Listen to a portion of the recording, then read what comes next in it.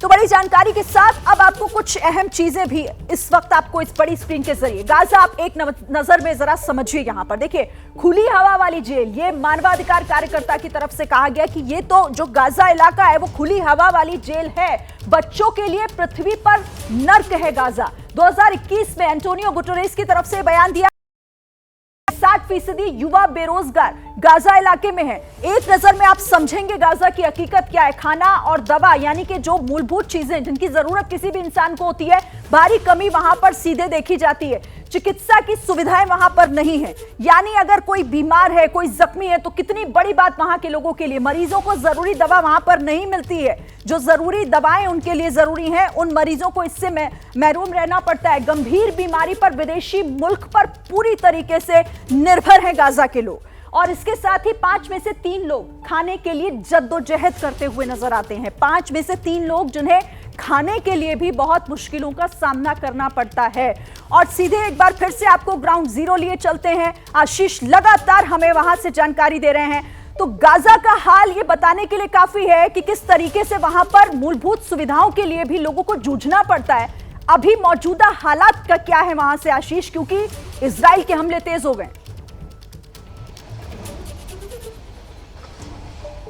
बिल्कुल, और 2 शहर अशदोद और एस्कलोन यहाँ पर हमले तेज़ हुए हैं, लेकिन ये ऑल्टरनेटिव ये एक तरह से मैं ये कहूँगा कि डिकॉय के तौर पर भी काम करता है, यानी कि कुछ रॉकेट्स दागे जाते हैं। मेरी बाईं तरफ यहाँ पर एस्कलोन है और मेरे ठीक पीछे गाज़ा है। कई बार हमने देखा है कि गाज़ा की तरफ से रॉकेट्स उस दिशा में मारे जाते हैं जहां पर उन्हें अटैक नहीं करना होता, बल्कि दूसरी तरफ उनको दूसरे शहर पर ज़्यादा बड़ा अटैक करना होता है। और इसीलिए यहां पर जो कई फोर्सेस हैं वो इंटेंसिफाई कर दी गई हैं सदरोत में, जो सबसे नज़दीकी पॉइंट है गाज़ा में। और एग्जैक्टली इनफैक्ट मेरे पीछे भी कैमरामैन मान आपको पैन करके दिखाएंगे कि जो बगल वाले शहर में अटैक हुआ है, जो रॉकेट्स फायर किए गए हैं, उसके बाद यहाँ पर किस तरह से क्या कुछ रिएक्शन किया जाए और एक्टिविटीज़ को किस तरह से बढ़ाया जाए, ये सब कुछ या हर एक लोकल लेवल पर, शहर के लेवल पर ये बिल्कुल किया जाता है। और यही चीज़ हमें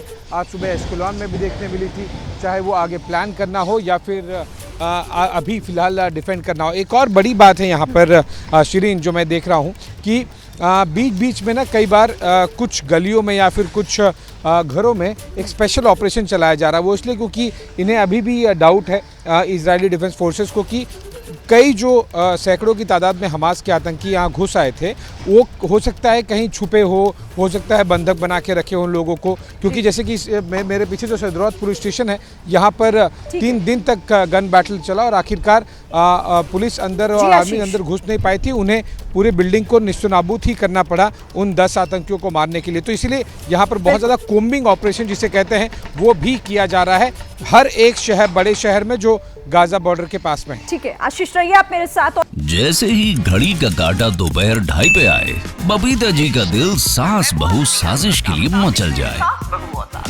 और ये है इनकी बहू, पूरे दिन ऑफिस की टेंशन हो जाए गॉन जब ये करें अपना फेवरेट शो फ्री टाइम पे ऑन। इनकी तरह आप भी देखिए अपना फेवरेट शो अपने टाइम पर और डाउनलोड कीजिए एबीपी लाइव ऐप अपने स्मार्ट टीवी पर।